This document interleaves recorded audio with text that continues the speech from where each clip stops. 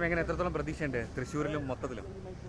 100% വിജയം UDFന് ഉറപ്പാണ്. കേരളത്തിലെ തൃശ്ശൂരും തിരുവനന്തപുരം ഉൾപ്പെടെയുള്ള 20 ലോക്സഭാ നിയോജക മണ്ഡലങ്ങളിൽ നല്ല ഭൂരിപക്ഷത്തോടെ UDF വിജയിക്കും. തൃശ്ശൂർ വലിയ ടൈറ്റാണ്, പൂരം വേറെ ആൾക്ക് ഗുണം ചെയ്യുന്നൊക്കെ പറഞ്ഞേക്കുന്നത്. എന്താണ് അവിടുത്തെ അവസ്ഥ? എന്താ പൊതുവെ തൃശ്ശൂരിൽ UDFനെ സംബന്ധിച്ച് യാതൊരു സംശയവുമില്ല, ഞങ്ങൾക്ക് വിജയം ഉറപ്പാണ്. ഇന്ന് തന്നെ കോസ്റ്റൽ ബെൽറ്റിലൊക്കെ നല്ല ക്യൂ ആണ്. അതെല്ലാം UDFന് തികച്ചും അനുകൂലമാണ്.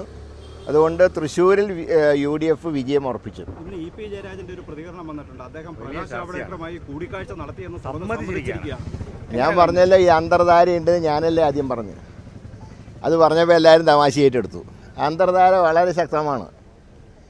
18 LDFും 2 BJP. അതാണ് അടുത്ത അന്തർധാരയുടെ ഫോർമുല. തിരുവനന്തപുരം തൃശ്ശൂരും BJPക്ക്, ബാക്കി 18 സീറ്റിൽ LDF. ഈ ധാരണ ഞങ്ങൾ പൊളിക്കും, ഒരു സംശയവും വേണ്ട. ഉണ്ടല്ലോ, തൃശ്ശൂരും തിരുവനന്തപുരം BJPക്ക്, 18 LDFന്. അതാണ് അന്തർധാരയുടെ ഫോർമുല. മുഖ്യമന്ത്രി ഇപ്പോൾ പറഞ്ഞ EP കൂട്ടുകെട്ടൊക്കെ ശ്രദ്ധിക്കണം. യഥാർത്ഥത്തിൽ അങ്ങനെ ഒരു കൂട്ടുകെട്ടിന്റെ പ്രശ്നമാണ്. ഒരു ഉന്നത നേതാവിനൊക്കെ എല്ലാ കാര്യവും പിണറായി അറിഞ്ഞിട്ടേ പാർട്ടിയിൽ നടക്കൂ. കരുവണ്ണൂർ ബാങ്കുമായി ബന്ധപ്പെട്ട് മുഖ്യമന്ത്രി തൃശ്ശൂർ CPM ജില്ലാ ഓഫീസിൽ വന്നത് തന്നെ ഡീൽ ഉറപ്പിക്കാനാണ്. അത് അവിടെ പലയിടത്തും കാണാം.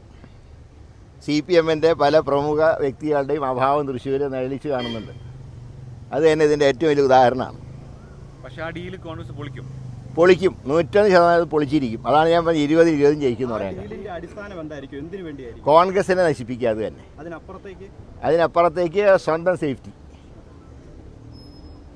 രണ്ടു കാര്യം, നെയ്യപ്പം തിന്നാൽ രണ്ടുണ്ട് ഗുണമെന്ന് പറഞ്ഞ പോലെ സ്വന്തം കേസിൽ നിന്ന് രക്ഷപ്പെടാനും പറ്റും, കോൺഗ്രസിനെ ശരിയാക്കാനും പറ്റും. വടകരയിൽ ശക്തമായ മത്സരമാണ്. വടകരയിൽ ഷാഫി ജയിക്കും. ഞാൻ 20 എന്ന് പറയുന്നത് ഇൻക്ലൂഡിങ് വടകരയല്ലേ. ഈ അവസാന ഘട്ടത്തിൽ മുസ്ലിം കേന്ദ്രീകൃതമായി മാത്രം തെരഞ്ഞെടുപ്പ് പ്രചാരണം നടത്തി അത്തരത്തിലുള്ളൊരു പ്രചാരണമാണ് നടക്കുന്നത്. അതൊക്കെ അത് വർഗീയതയുടെ കണ്ണുകൊണ്ട് നോക്കുന്നവർക്കാണ് അങ്ങനെയൊക്കെ തോന്നുന്നത്.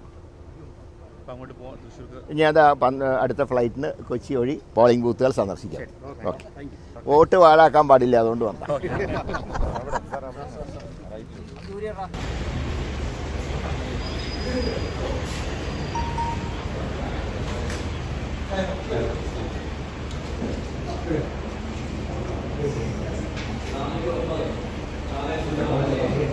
കൗൺസിലർ തേങ്ങയൊക്കെ എടുത്തോണ്ട്